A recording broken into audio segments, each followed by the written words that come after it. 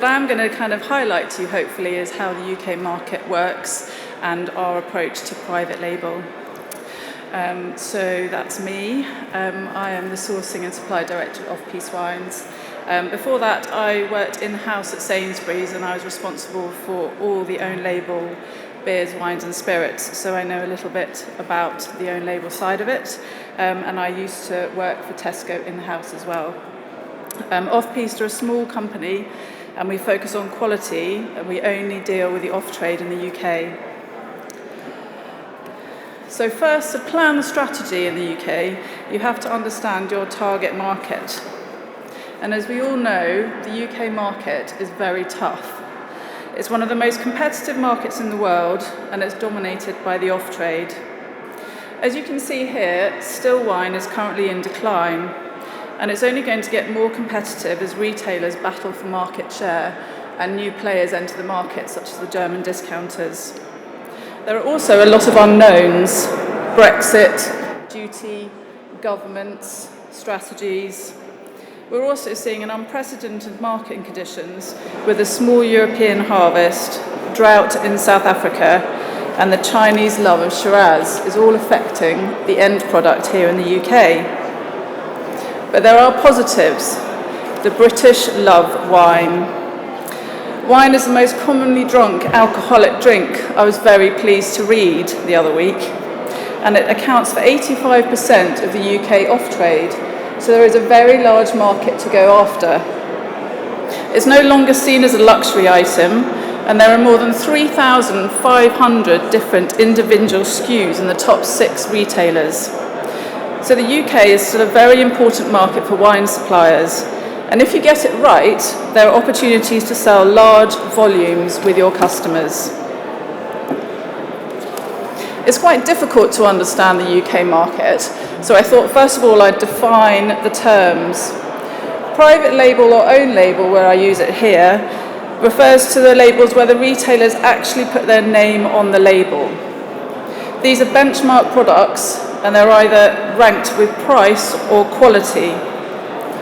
Exclusive labels are only in one retailer, and they originated to avoid the price matching on brands against competitors. And the third, but by no means the least, are the tertiary brands that the retailers own themselves. These are normally in very tradable areas, such as Italian Pinot Grigio, where the retailer really wants to dominate that market. What makes it difficult to quantify own label, private labels in the UK, is that the brands that the retailers own or the exclusive labels aren't coded or linked to the retailer. So here you can see that actually pure own label only accounts for 19% of the top 6 retailers, which seems quite a low percentage with everyone talking about bulk and private label strategy in the UK. But there are lots of advantages of private labels that the retailers like to use to their advantages. They're unique, they have no competition in store from named brands, they deal directly with their suppliers and their producers and gain an understanding of how the market's moving. They understand the cost of products, and once a retail buyer knows the bulk pricing of products, your branded product comes under review. They have a unique image that tastes the difference, the finest, promote customer recognition and loyalties within each store. The retailer controls pricing, marketing, sales and distribution of their own brand, and they're harder to price match. And finally, they influence the final product on taste, look, packaging. So there are lots of reasons why you would have own label. The retailers want them to be distinctive, desirable, and have consistent quality. Their aims is to build the profile of that retailer with their end consumer, to build loyalty and to gain advantage from their competitors.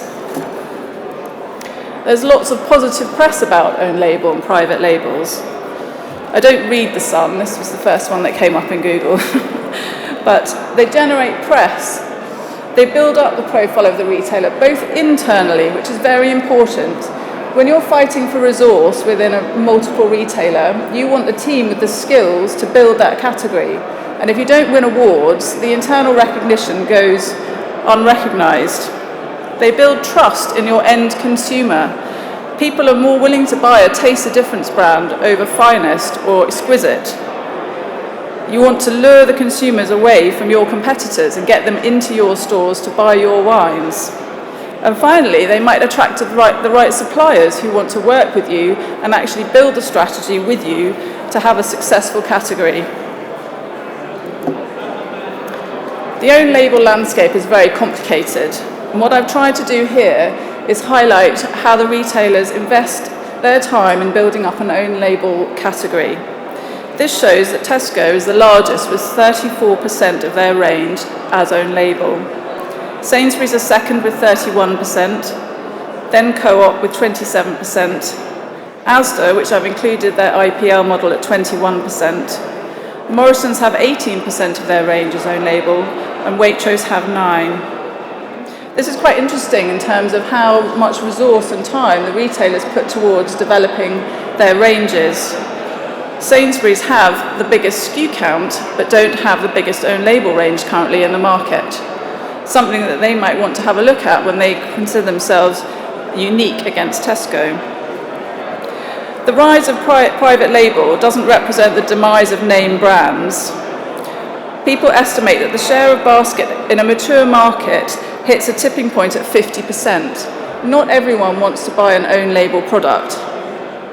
Most markets are at saturation levels now, and this hasn't really changed over the last 10 years. So they are a threat, but are they growing? Meeting the private label challenge requires the same consideration any company would give to a competitor, not just another brand. You need to take an objective approach. Is this growing or is this fading? We have seen a lot of fighting brands in the UK, and this gives the price-sensitive consumer a low-cost branded alternative. The exclusive or tertiary labels means that the end consumer doesn't realise that these labels are actually supermarket labels, and it gives them more confidence maybe to buy and take to someone's house where they don't want a pure own label branded wine that they would drink every day. Private label growth typically comes at the expense of small to mid-sized brands. Category leaders remain relatively safe while the retailers innovate this way. Where they work is when there is a high price sensitivity and high purchase frequency, which is perfectly suited to Italian Pinot Grigio. There's minimal differentiation and very low brand equity, something that happens within wine brands. So there are risks on both sides of private label. First of all, you compete with yourselves. Are you diluting your brand within your target market? Are you reducing your profit margins? If you get it wrong, the backlash can be quite fierce. No one wants to be highlighted in a paper for bad quality. But the lure of doing private label, retailers have much larger customer bases. They talk to the end consumer that you might not be able to reach. Do you have the opportunity to build a recognition of a wine style or region that you want to publicise? However, you have to be careful because increasing your volumes may lead to economies of scale, but can result in additional manufacturing and distribution complexities. They add cost rather than reduce them. Retailers expect you to be liable for their due diligence on own labels, which is a very complicated process. And we come to price.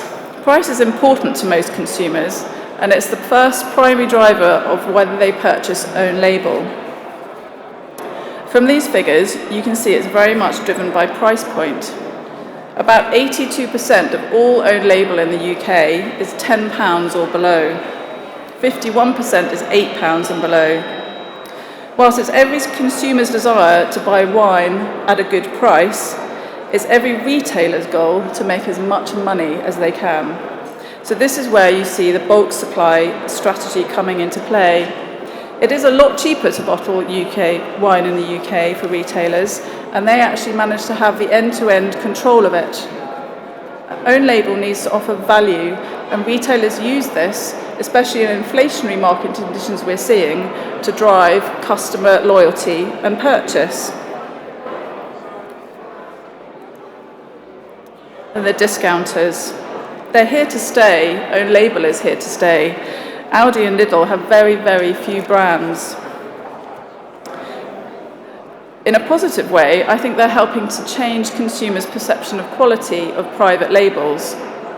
Aldi continues to win a lot of awards and publicise those awards to the end consumer through their leafleting campaign and mainstream media.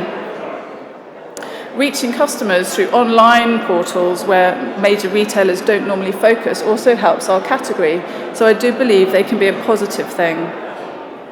Sainsbury's gained 54% of their sales from own label, and Tesco at 41%. Private label is very important in the UK because of the dominance the retailers have. Aldi and Lidl now account for £1 in every £8 spent in the UK, so it is here to stay. This Christmas, own label made up 52% of total grocery sales, according to Kantar, and that's growing twice as fast as brands, so it can't be ignored. So finally, what do you want? It's very hard to build someone's strategy not knowing what it is, but you've got to want volume. Do you want relationship? Do you want profit?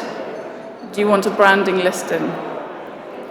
You should probably want all of the above if you're going to be successful in the UK. Your strategy to supply the UK, are you going to build market insight and become market leaders? Are you going to use bulk as a tactic or a service to develop a relationship? It's very hard to have a conversation with a retailer that you're not supplying, and it may be that they want to start that through a bulk relationship first. You could set out to be the category partner within your region of a retailer and to understand supply models into a major mature market, which helps you in other markets. Strong suppliers are experts in their fields, and they harness their skills to develop their relationships and ultimately sell more wine. Retailers focus on their needs of their market, and they're experts at the end consumer, so there is a lot to be gained from this relationship. You have a chance to influence the category, and if you use this effectively, you enhance your competitive advantage in a very, very tough market. Thank you.